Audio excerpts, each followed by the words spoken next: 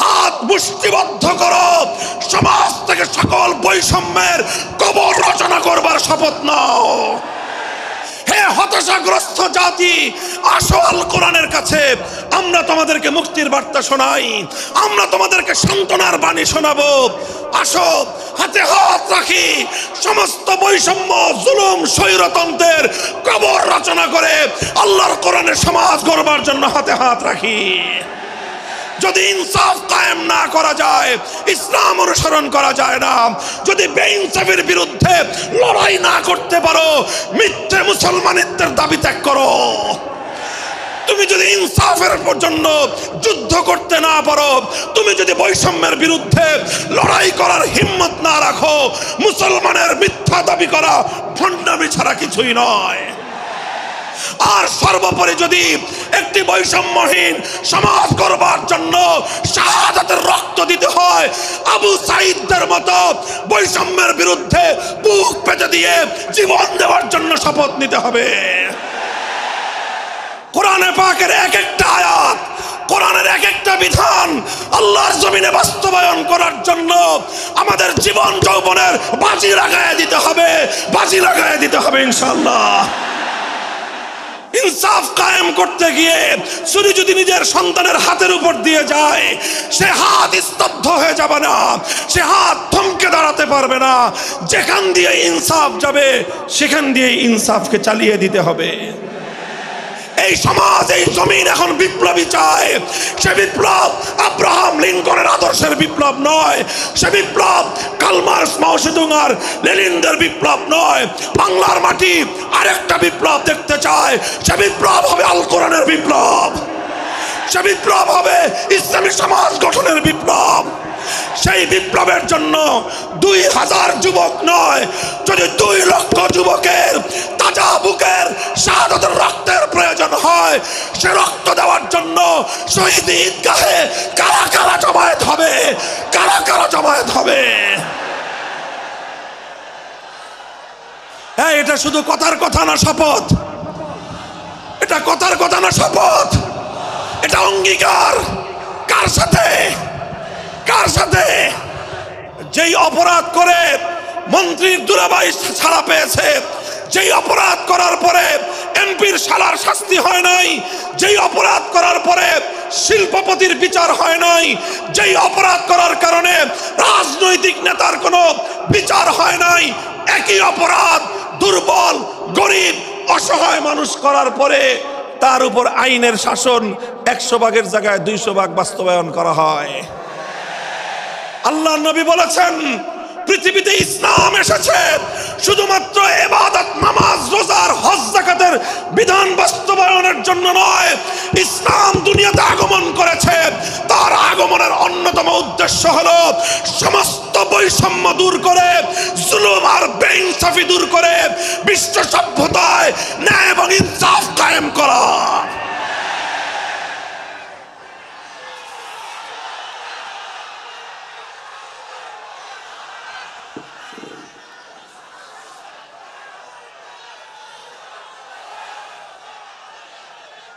মনে রাখবেন, বৈষম্যহীন সমাজ গড়া এটা শুধু বৈষম্য বিরোধী ছাত্র নেতৃবৃন্দের দায়িত্ব নয়। বৈষম্যহীন সমাজ গড়া এটা শুধুমাত্র বৈষম্য বিরোধী ছাত্র নেতৃবৃন্দের দায়িত্ব নয়। বৈষম্যহীন সমাজ গড়া সর্বপ্রথম আল কোরআনের সৈনিকদের দায়িত্ব। বৈষম্যহীন সমাজ গড়া সর্বপ্রথম আল্লাহর নবীর সত্যিকার উম্মতদের দায়িত্ব। ওঠো, দাঁড়াও, হাত মুষ্টিবদ্ধ করো, সমাজ থেকে সকল বৈষম্যের কবর রচনা করবার শপথ নাও। মুহতারাম হাজিরিন, কথাটা খুব জায়গা লক্ষণীয়, শোনার বিষয়। যারা একটা বৈষম্যহীন সমাজ দেখতে চাও, যারা জুলুম এবং অত্যাচারে অতিষ্ঠ হয়ে গিয়েছ, যাদের জীবনকে এই ধরনের অন্যায়, অবিচার, জুলুম, শোষণ, স্বৈরতন্ত্র যাদের অন্তর হৃদয়কে জ্বালিয়ে পুড়িয়ে ছারখার করে দিয়েছে, হে হতাশাগ্রস্ত জাতি, আসো আল কোরআনের কাছে, আমরা তোমাদেরকে মুক্তির বার্তা শোনাই, আমরা তোমাদেরকে সান্ত্বনার বাণী শোনাবো। আসো হাতে হাত রাখি, সমস্ত বৈষম্য জুলুম স্বৈরতন্ত্রের কবর রচনা করে আল্লাহর কোরআনের সমাজ গড়বার জন্য হাতে হাত রাখি। দেখেন আল্লাহ পাক রব্বুল আলামিন যুগে যুগে যত নবী রাসূল প্রেরণ করেছেন, যুগে যুগে যত আসমানি কিতাব আল্লাহর পক্ষ থেকে অবতীর্ণ হয়েছে, কেন হয়েছে? শুধুমাত্র মুসল্লিদের সমাজ গড়বার জন্য নয়, শুধুমাত্র রোজাদার সমাজ গড়ার জন্য নয়, অবশ্যই কোরআন এবং কিতাব নাজিল হয়েছে নামাজের জন্য, অবশ্যই কোরআন এবং কিতাব নাজিল হয়েছে রোজা হজ যাকাত সহ আল্লাহ পাকের যাবতীয় বিধান সমাজে বাস্তবায়ন করার জন্য। তবে একমাত্র এটাই উদ্দেশ্য নয়, বরং সমস্ত কিতাব, সমস্ত নবী রাসূল দুনিয়াতে আগমন করার অন্যতম একটা মৌলিক লক্ষ্য। কোরআনে পাকের সূরাতুল হাদীদ থেকে তেলাওয়াত করেন, অর্থ বুঝেন, মর্ম বুঝার চেষ্টা করেন। লাকাদ আরসালনা রুসুলানা বিল বায়িনাতি ওয়াল হুদা ওয়া আনজালনা মাআহুমুল কিতাবা ওয়াল মিজান লিয়াকুমান নাসু বিল কিসত। আল্লাহ কোরআন বলছে যে আমি নবী রাসূল পাঠিয়েছি, আসমান থেকে যুগে যুগে কিতাব নাজিল করেছি। এই সব কিছুর অন্যতম একটা উদ্দেশ্য হলো লিয়াকুমান নাসু বিল কিসতি। কোরআন নাজিলের উদ্দেশ্য, নবী প্রেরণের উদ্দেশ্য, শরীয়ত প্রেরণের উদ্দেশ্য, ধর্ম প্রেরণের উদ্দেশ্য হলো, অন্যতম উদ্দেশ্য হলো লিয়াকুমান নাসু বিল কিসতি। মানব সমাজ থেকে অন্যায়, অবিচার, জুলুম, শোষণ দূরীভূত করে ন্যায় এবং ইনসাফ কায়েম করা, এটাই হলো ইসলামের অন্যতম মৌলিক লক্ষ্য। যদি ইনসাফ কায়েম না করা যায়, ইসলাম অনুসরণ করা যায় না। যদি বেইনসাফের বিরুদ্ধে লড়াই না করতে পারো, মিথ্যে মুসলমানিত্বের দাবি ত্যাগ করো। তুমি যদি ইনসাফের জন্য যুদ্ধ করতে না পারো, তুমি যদি বৈষম্যের বিরুদ্ধে লড়াই করার হিম্মত না রাখো, মুসলমানের মিথ্যা দাবি করা ভণ্ডামি ছাড়া কিছুই নয়।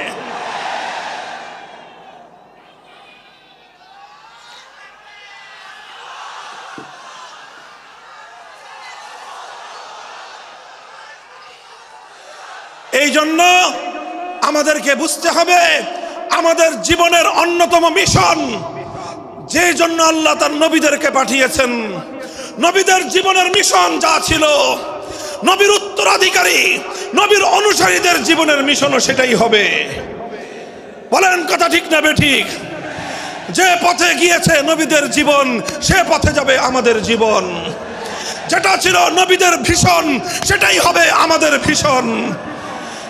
যদি এটাই হয় সত্য কথা, এটাই যদি হয় শপথ, তবে বৈষম্যহীন সমাজ গড়বার জন্য যা করতে হয় তাই করা আমার আর তোমার জিম্মাদারি। যদি সেজন্য আমাদেরকে ঘাম ঝরাতে হয়, ঘাম ঝরানো আমাদের দায়িত্ব। আর যদি সেজন্য চোখের অস্ত্র দিতে হয়, চোখের অস্ত্র দেওয়া আমাদের দায়িত্ব। যদি সম্পদের কোরবানি করতে হয়, মাল সম্পদের কোরবানি করা, সেটাই আমাদের জীবনের দায়িত্ব এবং উদ্দেশ্য। আর সর্বোপরি যদি একটি বৈষম্যহীন সমাজ গড়বার জন্য শাহাদাতের রক্ত দিতে হয়, আবু সাঈদদের মতো বৈষম্যের বিরুদ্ধে বুক পেতে দিয়ে জীবন দেওয়ার জন্য শপথ নিতে হবে।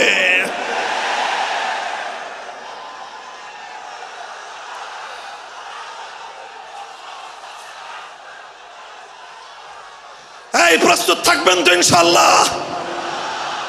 আল্লাহর নবী বললেন এই বৈষম্য চলবে না, এই বৈষম্য জাহিলিয়াত, এই বৈষম্য মূর্খতা। সমাজের মধ্যে নিজের দলের লোক অন্যায় করলে পাগার পার, বিরোধী দলের লোক অন্যায় করলে আইনের শাসনে 100 ভাগের জায়গায় 200 ভাগ। নিজেরা অপরাধ করলে সেই অপরাধীকে ছাড়িয়ে নেওয়ার জন্য সমস্ত আয়োজন। বিপক্ষ মতের লোকজন অপরাধ না করা সত্ত্বেও তাদেরকে কেচোর মতো মাটির গর্ত থেকে ধরে এনে তাদেরকে বিচারের মুখোমুখি দাঁড় করানো, অন্যায়ভাবে তাদের জীবন থেকে তাদের যৌবনের সময়গুলো কেড়ে নেওয়া, বছরের পর বছর অন্ধকার কারা প্রকোষ্ঠে তাদেরকে বন্দী করে রাখা। এই জুলুম এবং অন্যায়ের অবসান যদি না ঘটাতে পারো, পুরুষ এবং যুবক মানুষ হিসেবে আল্লাহর কাছে জবাবদিহিতার সুযোগ থাকবে না। কাজেই তাফসীরুল কোরআন শুধুমাত্র কোরআনের তেলাওয়াতের জন্য নয়, তাফসীরুল কোরআন শুধু আল্লাহর কোরআনের মর্ম বোঝানোর জন্য নয়। আল্লাহর কোরআন তেলাওয়াত করতে হবে, মর্ম বুঝতে হবে, আর তালিমে হিকমতের কর্মসূচির অধীনে কোরআনে পাকের এক একটা আয়াত, কোরআনের এক একটা বিধান আল্লাহর জমিনে বাস্তবায়ন করার জন্য আমাদের জীবন যৌবনের বাজি লাগায় দিতে হবে ইনশাআল্লাহ। হযরত রাসূল আকরাম সাল্লাল্লাহু আলাইহি ওয়াসাল্লাম বলছিলাম, জাতির উদ্দেশ্যে প্রদত্ত মক্কা বিজয়ী মহাবীর আমিরুল মুমিনিন নবিয়ুল্লাহ খলিফাতুল্লাহ ফিল আরদ খলিফাতুল মুসলিমিন মুহাম্মদুর রাসূলুল্লাহ সাল্লাল্লাহু আলাইহি ওয়াসাল্লামের বক্তব্যের কথা আল্লাহর নবী বললেন, বৈষম্যের কারণে আল্লাহ পাক রব্বুল আলামিন পৃথিবীর বহু জাতিকে ধ্বংস করে দিয়েছেন। সুতরাং শুনে রেখো, আমার দ্বারা বৈষম্য হবে না। শুধু আমার বংশের লোক দেখে, আমার গোত্রের লোক দেখে, আমার রক্তের আত্মীয়তার সূত্রের কারণে আমি অপরাধ প্রমাণিত হওয়ার পরেও তার উপর কোরআনের বিধান বাস্তবায়ন করব না, এটা আমার দ্বারা সম্ভব নয়। এরপরে আল্লাহর নবী যেই কথাটি বললেন, সেই কথা যদি আল্লাহর নবী হাদিসে না বলতেন, তাহলে সেই কথা উচ্চারণ করতে আমাদের জিহ্বা কেঁপে উঠত, আমাদের বক্ষ প্রকম্পিত হতো। আল্লাহর নবী বললেন, ওয়াল্লাহ লাউ আন্না ফাতিমাতা বিনতা মুহাম্মাদিন সারাকাত লাকাতাতু ইয়াদাহা, ওয়াল্লাহি লাউ আন্না ফাতিমাতা বিনতা মুহাম্মাদিন সারাকাত লাকাতাতু ইয়াদাহা। শুধু আমার দাদির গোত্র, আমার বংশের ফাতেমা নামনি মহিলা নয়, আজ যদি আমি মুহাম্মদুর রাসূলুল্লাহর কলিজার টুকরা মেয়ে, আমার জীবনের সবচেয়ে আদরের সন্তান ফাতেমা যদি আজকে চুরি করে ধরা পড়তো, আমি আল্লাহর শপথ করে বলি, আমি তার হাত কেটে দিতে এতটুকু দ্বিধা করতাম না। মুহতারাম হাজিরিন, এটাই হলো তালিমে হিকমত। আল্লাহর কোরআনের বিধান বাস্তবায়ন করতে গিয়ে ছুরি যদি নিজের সন্তানের গলার উপর দিয়ে যায়, ইব্রাহিম খলিলুল্লাহর মতো ছুরি চালায় দিতে দ্বিধা করা যাবে না। যদি ইনসাফ কায়েম করতে গিয়ে ছুরি যদি নিজের সন্তানের হাতের উপর দিয়ে যায়, সে হাত স্তব্ধ হয়ে যাবে না, সে হাত থমকে দাঁড়াতে পারবে না। যেখান দিয়ে ইনসাফ যাবে, সেখান দিয়ে ইনসাফকে চালিয়ে দিতে হবে। রাসূল আকরাম সাল্লাল্লাহু আলাইহি ওয়াসাল্লাম ঘোষণা করলেন, আল্লাহর আয়াত নাজিল হলো, ইয়া আইয়ুহাল্লাযীনা আমানুত্তাকুল্লাহ ওয়া যারু মা বাকিয়া মিনার রিবা ইন কুনতুম মুমিনিন। হে মুমিনগণ, সুদকে তোমরা পরিহার করো যদি ঈমানদার হয়ে থাকো। যদি ঈমানদার হয়ে থাকো, কি করো তোমরা? সুদকে পরিহার করো। কি করো? ইত্তাকুল্লাহ, তোমরা আল্লাহকে ভয় করো। ওয়াজারু মা বাকিয়া মিনার রিবা, সুদের যা অবশিষ্ট আছে এই সব কিছু তোমরা পরিহার করো। আর যদি না করো, সুদ যদি তোমরা পরিহার না করো, ফাজানু বিহারবিম মিনাল্লাহি ওয়া রাসূলিহি, আল্লাহ এবং তার রাসূলের পক্ষ থেকে যুদ্ধের ঘোষণা শুনে নাও। হে জাতি, হে মুসলিম সম্প্রদায়, আমরা তোমাদের কাছে পয়গাম পৌঁছে দিতে চাই, আল্লাহর উপর বিশ্বাসী জাতি, আল্লাহর নবীর উপর আস্থাশীল জাতি কোনোদিন সুদি কারবার করতে পারে না। সুদ ভিত্তিক অর্থ ব্যবস্থা দিয়ে তাদের সমাজ চলতে পারে না। আল্লাহর উপর বিশ্বাসীদের সমাজ যদি হয় সুদ ভিত্তিক, তার অর্থ হলো রাত দিন আল্লাহ এবং তার রাসূলের সঙ্গে তারা যুদ্ধে লিপ্ত। যেই মুসলিম জাতি আল্লাহর সাহায্য নিয়ে বিশ্বব্যাপী বিজয়ী হওয়ার স্বপ্ন দেখে, সে মুসলিম জাতি যদি স্বয়ং আল্লাহর সঙ্গে যুদ্ধে লিপ্ত থাকে, তাদের জীবনেও কল্যাণ এবং বিজয় আসার সম্ভাবনা নাই। এই জন্য মুসলিম জাতির উত্থানের জন্য, মুসলমানদের বিজয়ের পূর্ব শর্ত হলো সুদ পরিহারের মাধ্যমে আল্লাহর সঙ্গে যুদ্ধ বন্ধ করতে হবে, আল্লাহর পক্ষ থেকে সাহায্য চাইতে হবে।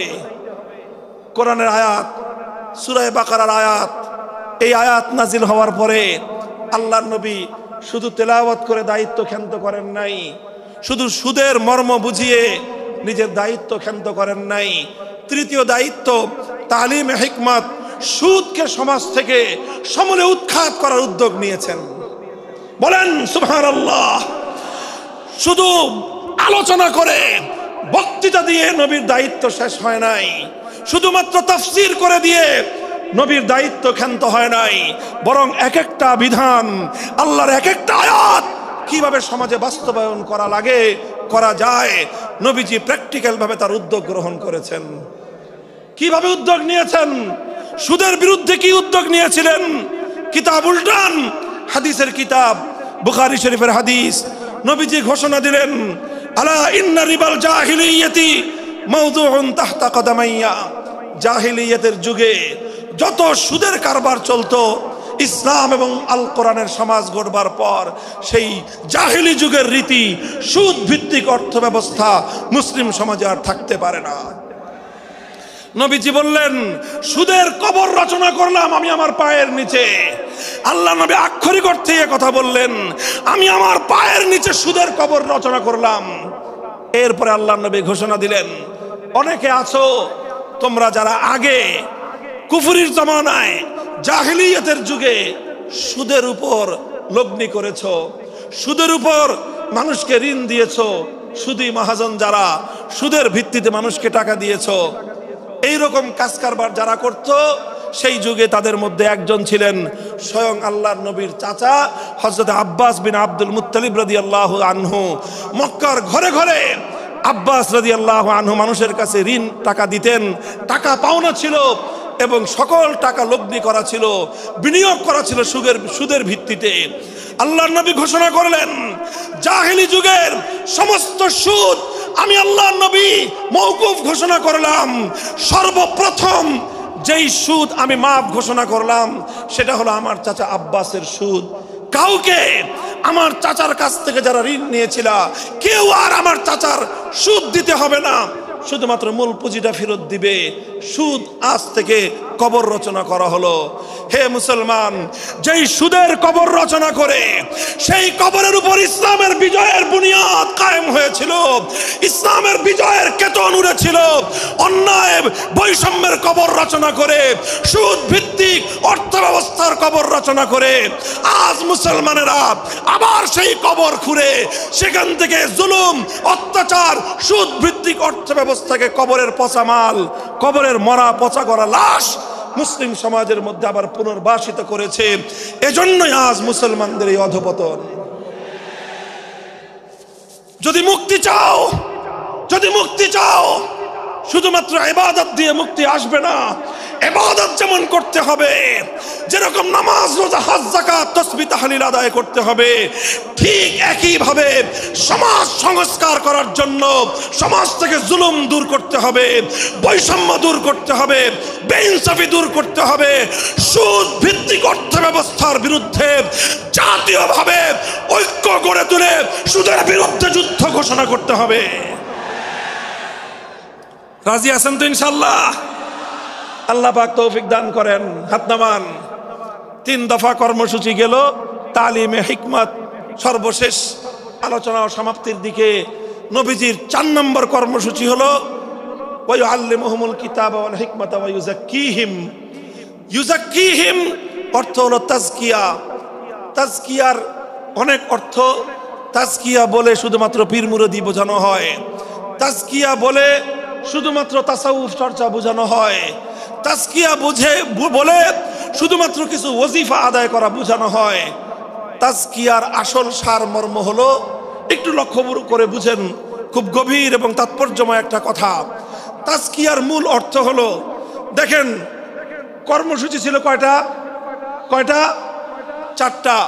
1 নম্বর কর্মসূচি ছিল তেলাওয়াতে কিতাবুল্লাহ, আল্লাহর কিতাবের তেলাওয়াত। 2 নম্বর কর্মসূচি ছিল তালিমে কিতাব, কিতাবুল্লাহ, আল্লাহর কিতাবের মর্ম বোঝানো।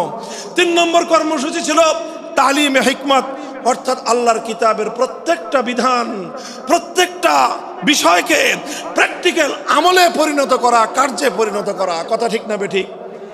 3 নম্বর কর্মসূচি হলো শুধু আমলে পরিণত করাই দায়িত্ব শেষ নয়, বরং আমলে পরিণত করার পরেও আরো অগ্রসর হতে হবে। 4 নম্বর কর্মসূচি হলো আল্লাহর কোরআনকে নিজের আখলাক এবং নিজের চরিত্রে পরিণত করা। কোরআনকে চরিত্রে পরিণত করা, কোরআনের চরিত্র অর্জন করা। কোরআন যে আখলাকের কথা বলেছে, কোরআন যেই চরিত্রের কথা বলেছে, সেই কোরআনই চরিত্র যখন একজন মানুষ গঠন করতে পারে, এটাকেই বলা হয় তাজকিয়া, এটার নামই হলো তাসাউফ। মুহতারাম হাজিরিন, আল্লাহর নবী নিজের জীবনে 100% আল্লাহর কোরআনকে নিজের চরিত্রে পরিণত করতে পেরেছিলেন। এই জন্য যদি কেউ জিজ্ঞাসা করে আল্লাহর নবীর সিরাত কি, নবীর জীবনীটা কি বলেন তো, সবচেয়ে সংক্ষিপ্ত অথচ সবচেয়ে পূর্ণাঙ্গ জবাব হলো, কি বললাম, সবচেয়ে সংক্ষিপ্ত অথচ সবচেয়ে পূর্ণাঙ্গ। নবীর জীবন সম্পর্কে সবচেয়ে সংক্ষিপ্ত এবং সবচেয়ে পূর্ণাঙ্গ বর্ণনা হলো কানা খুলুকুহু আল কোরআন, আমার নবীর চরিত্র ছিল কোরআন। কোরআন যা বলেছে নবীর চরিত্রে সেটা বাস্তবায়িত হয়েছে, নবীর আখলাকে সেটা বাস্তবায়িত হয়েছে। নবীজির কথাবার্তা, নবীজির উঠা বসা, নবীজির আচার ব্যবহার, নবীজির প্রত্যেকটা অ্যাক্টিভিটি, এমনকি চিন্তা চেতনা সব যখন আল্লাহর কোরআন অনুযায়ী তৈরি হয়, তখন সেটাকেই বলা হয় তাজকিয়া। আর এটাই হলো কোরআনকে কেন্দ্র করে চতুর্থ কর্মসূচি। মুহতারাম হাজিরিন, আমি আমার আলোচনা এবার সমাপ্তির দিকে টেনে নিয়ে যাই। আসুন আমরা আল্লাহর কোরআনকে সেন্টারে রেখে একটা সমাজ বিনির্মাণের চেষ্টা করি। সেই সমাজ বিনির্মাণের জন্য প্রথম কাজ, ঘরে ঘরে কানে কানে কোরআনের তেলাওয়াতের আওয়াজ পৌঁছে দেই। 2 নম্বর, প্রতিটি মুসলমানের কাছে কোরআনের মর্ম বোঝানোর চেষ্টা পৌঁছে দেই।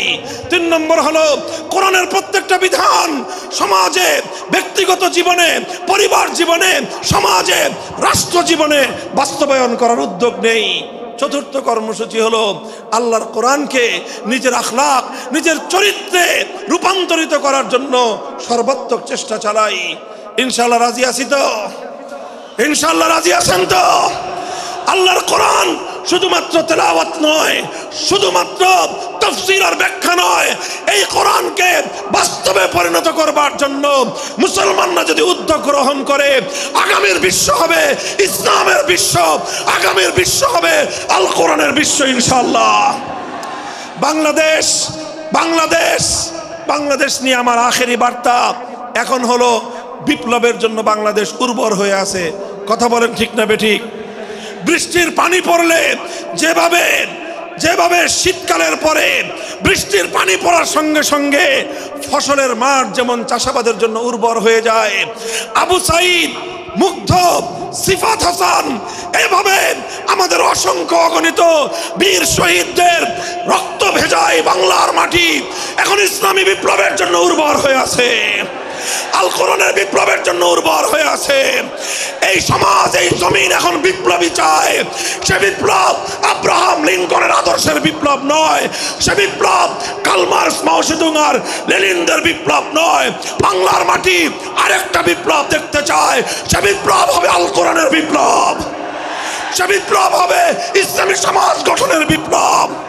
সেই বিপ্লবের জন্য 2000 যুবক নয়, যদি 2 লক্ষ যুবকের তাজা বুকের শাহাদাতের রক্তের প্রয়োজন হয়, সে রক্ত দেওয়ার জন্য শহীদ ঈদগাহে কারা কারা জমায়েত হবে, কারা কারা জমায়েত হবে।